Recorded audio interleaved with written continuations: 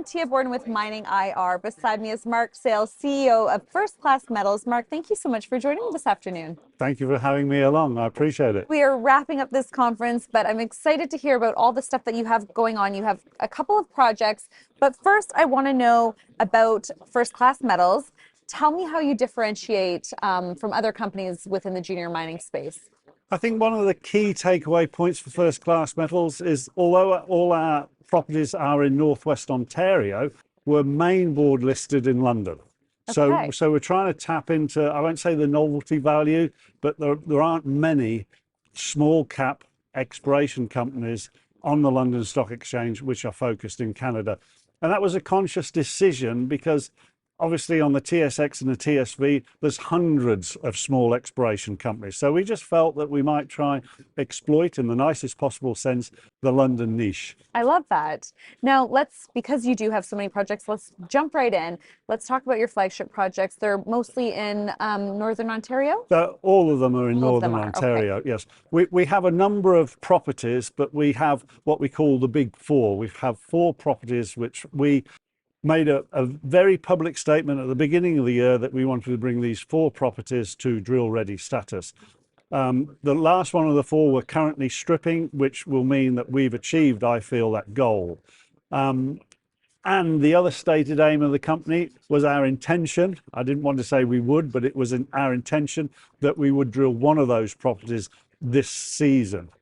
And by season, I include the winter season because the property that we probably will drill has better access when things are frozen. And how, okay, which is very interesting because as we know in northern BC, the weather gets pretty cold and there is snow. Yeah. So you have no issues with drilling at that time of year? Not at all. I was there last week. It was -14. Things were cold, but not yet hard enough. So I'm hoping next week, watch this space, we should have some activity on the ground once the conditions are conducive to it. But as I mentioned, we have 4 properties.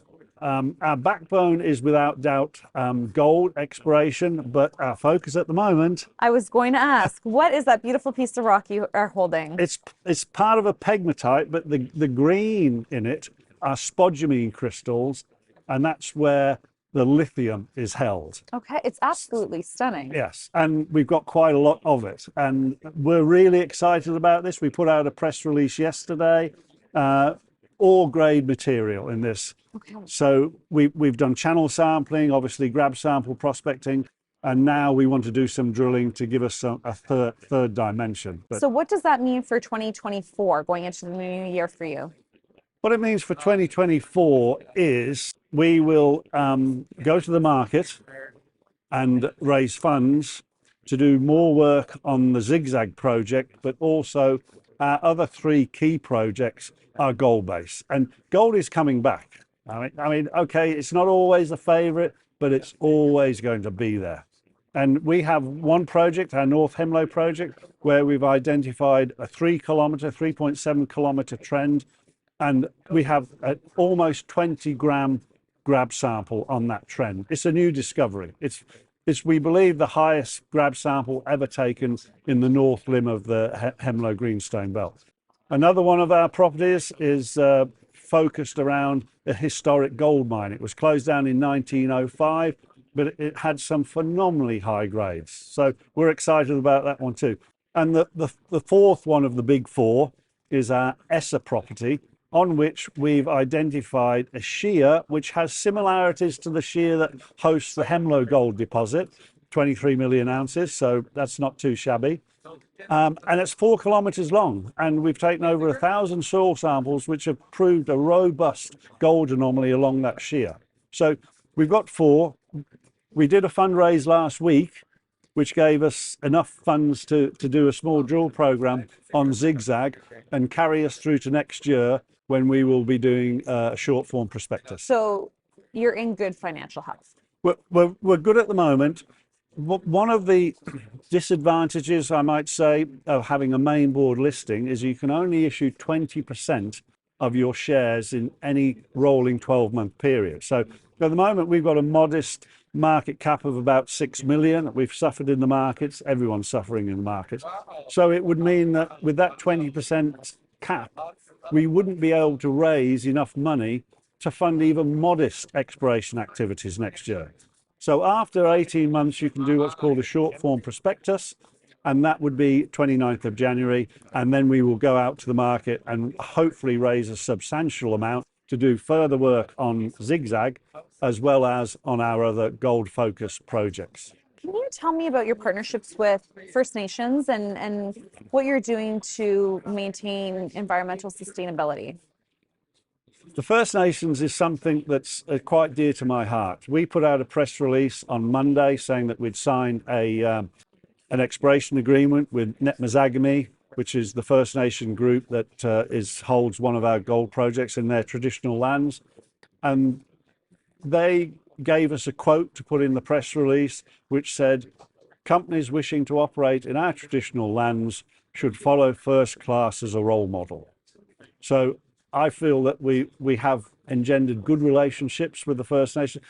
We've only been listed just over 12 months, as I say, and we've got 6 exploration permits granted. And anyone who's in the industry will realize it's quite an arduous process to get an exploration permit.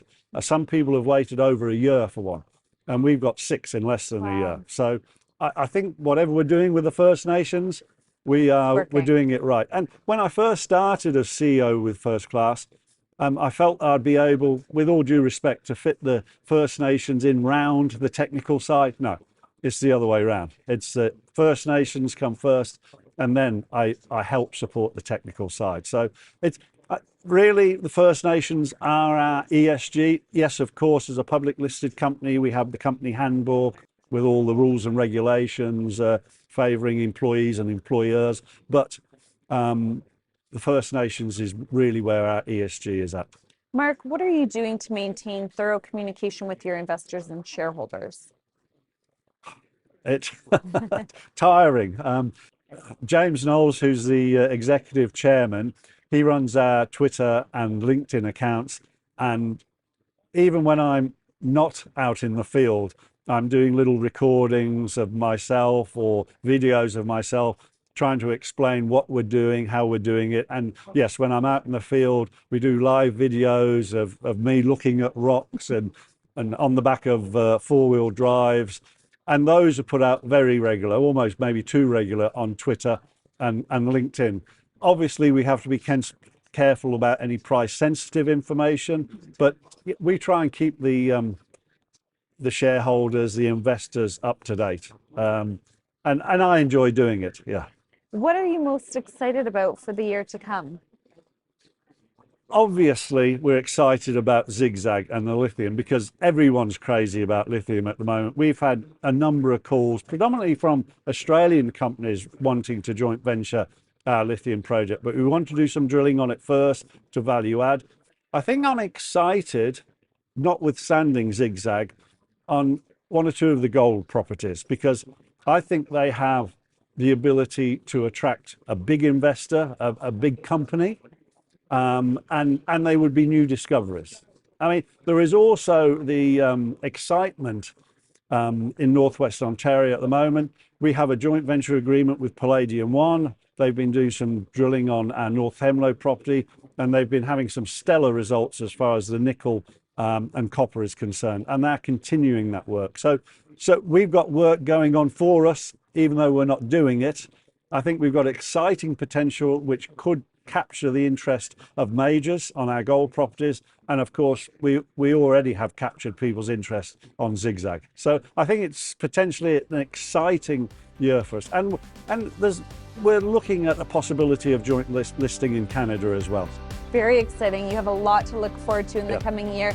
Congratulations on the success that you've already had. Mark, it was a pleasure to chat with you. Thank you so much. Thank you very much.